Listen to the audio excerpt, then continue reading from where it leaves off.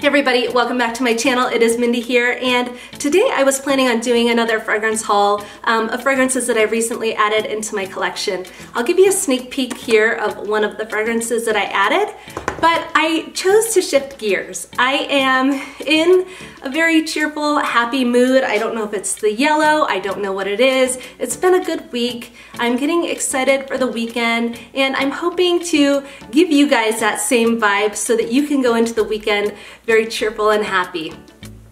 One of my favorite types of videos in the past is these fragrance battles or this, not that type fragrance review. I really enjoy watching them to differentiate which fragrances I'd like to choose from if there were two on the table. And so today I'm going to do that.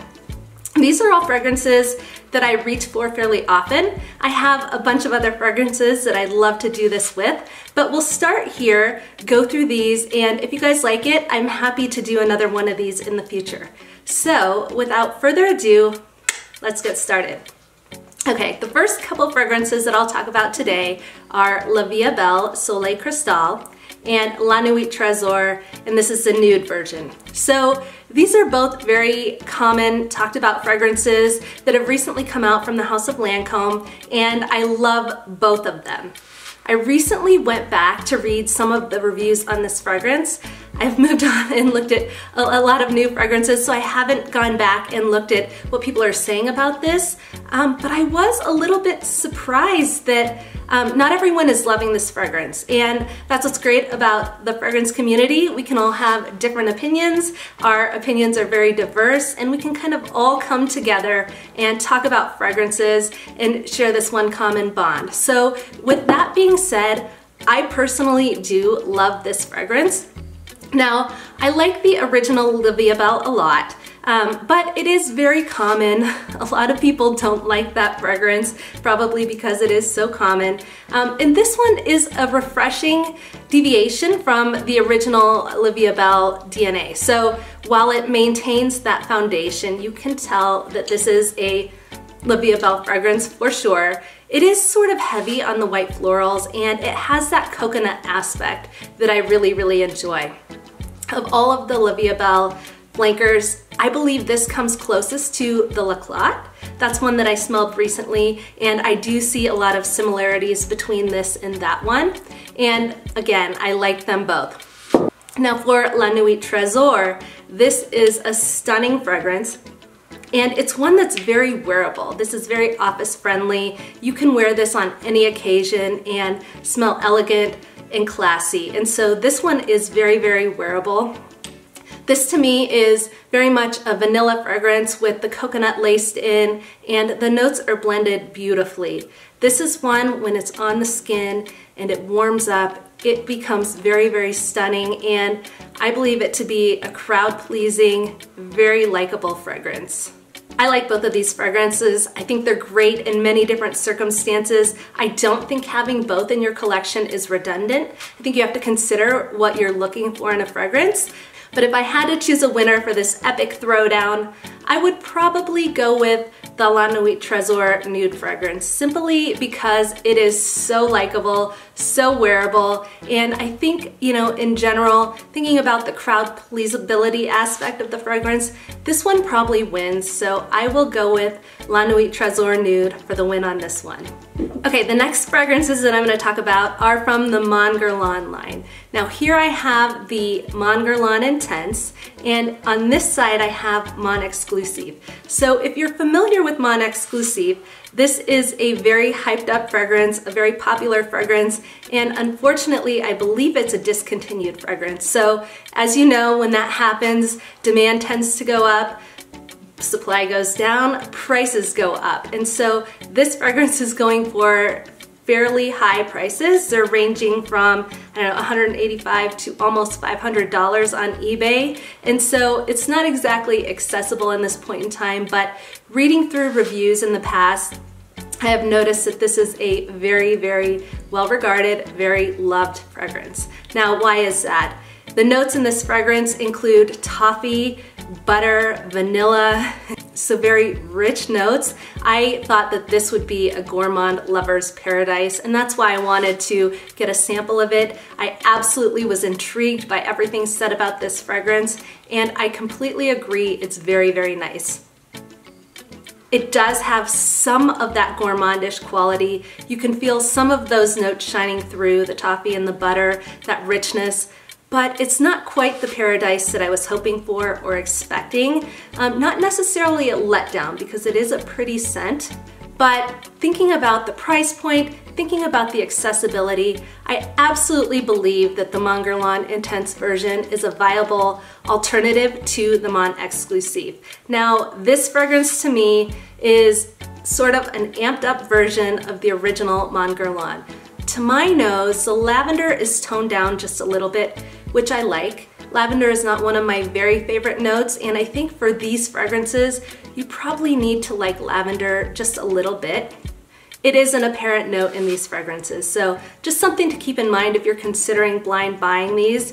These were not loves at first sniff. The first one I added to my collection was a Mon Guerlain Sensual. Didn't really care for it at first, but found myself sort of falling in love with it over time, and this is the same kind of thing. Again, I'm not crazy about lavender, but this one has far more than that. There is vanilla in here, there's benzoin, a lot of those warm, cozy notes, Madagascar vanilla.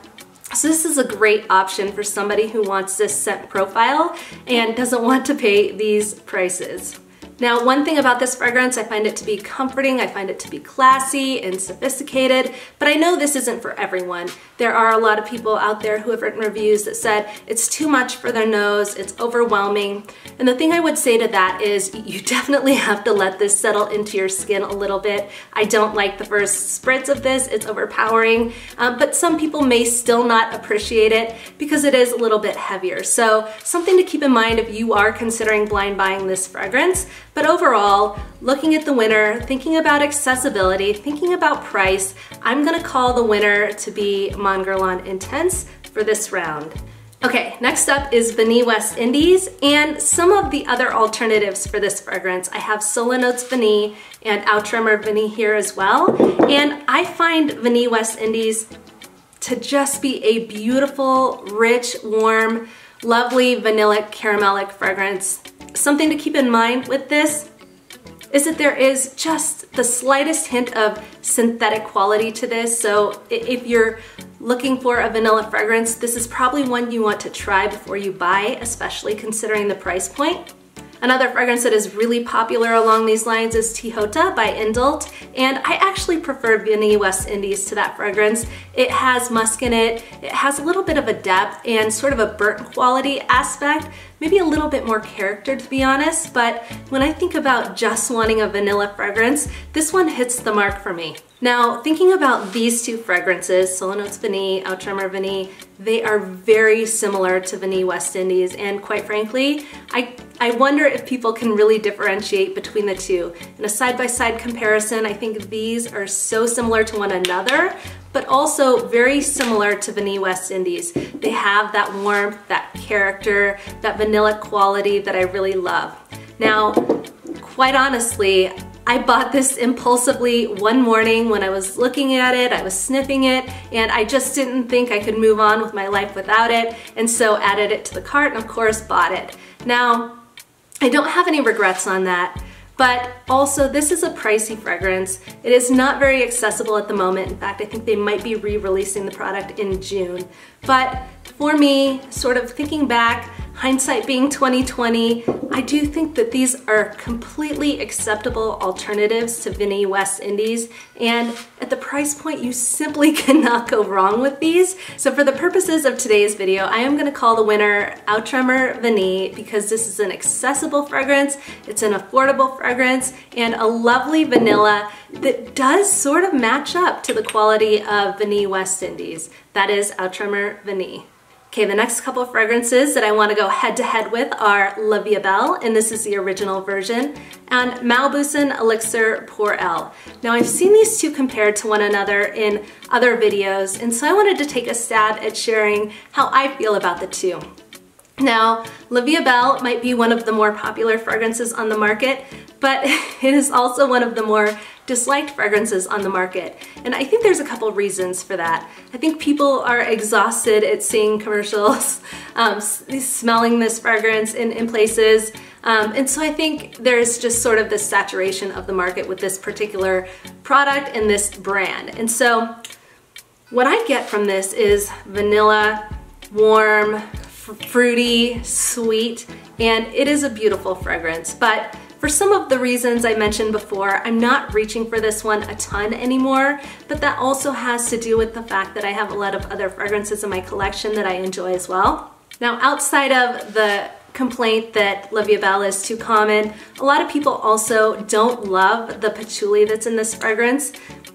It can be a little bit heavy, and so when I think about the fragrances that I like in the Via Belle line, I tend to like Soleil Cristal because of that coconut quality. I like the Intensement because of the raspberry, and then I also really appreciate and enjoy the Intense. I feel like it's very sophisticated.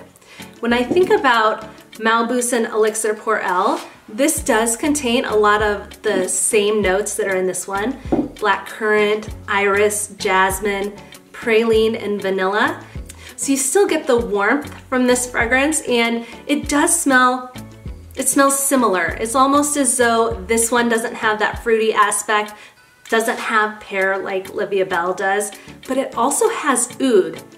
And I'm not a crazy fan of oud. I haven't figured out which ouds I like the most yet, but this one, it's very light, it's subtle, it's well blended, and it's an easy wearing oud.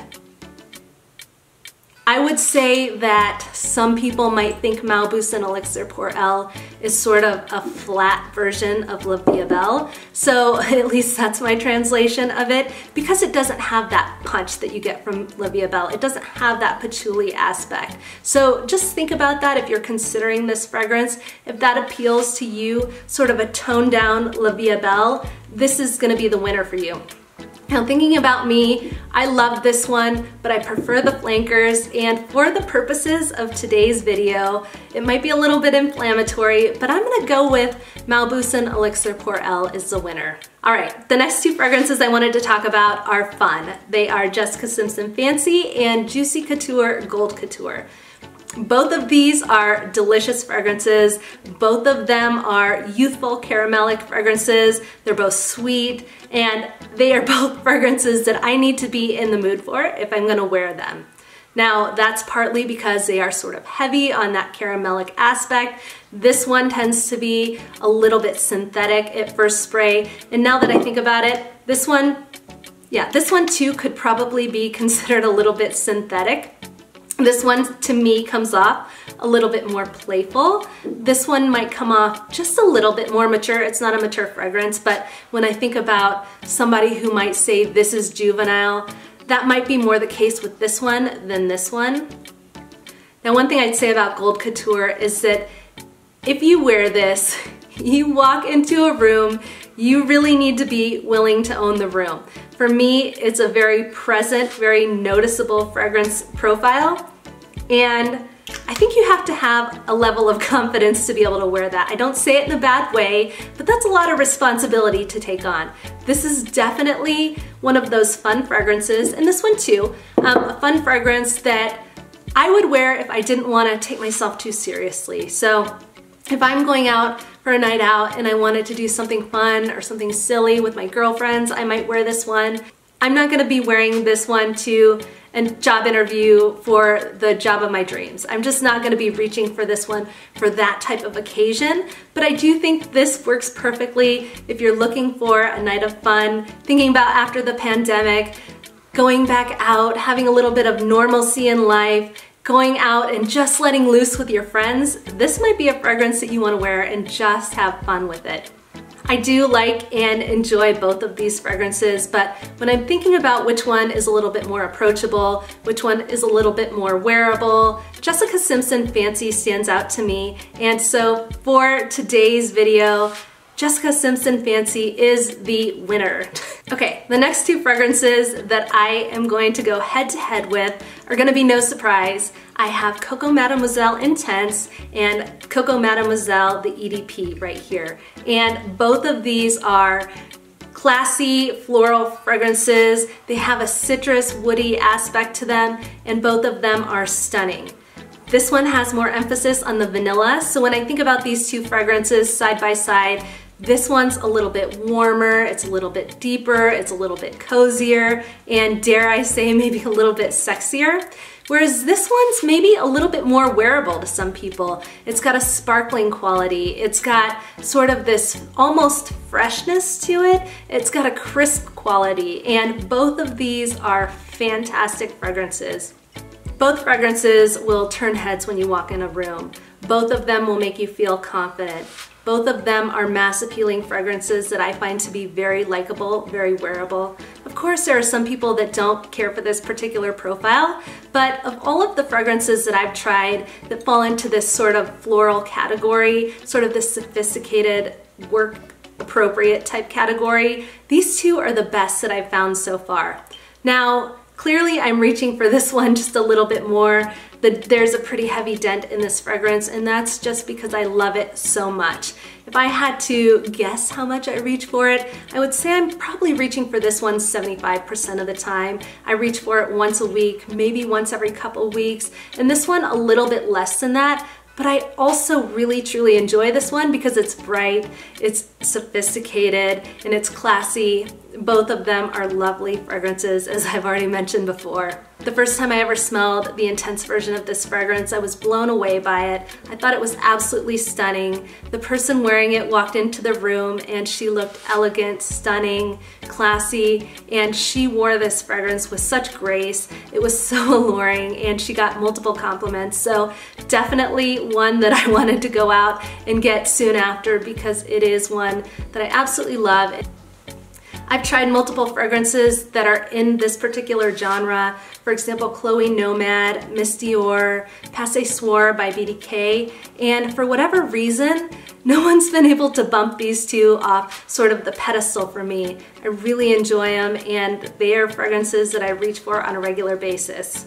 I think these fragrances are not redundant to have in a collection. This one I'm reaching for when I want sort of more of a light feel, a bright feel. In this one I reach for when I want to feel empowered, I want to feel confident, I want to feel like I can conquer the day. This one absolutely puts me in the mindset and why I really enjoy wearing it.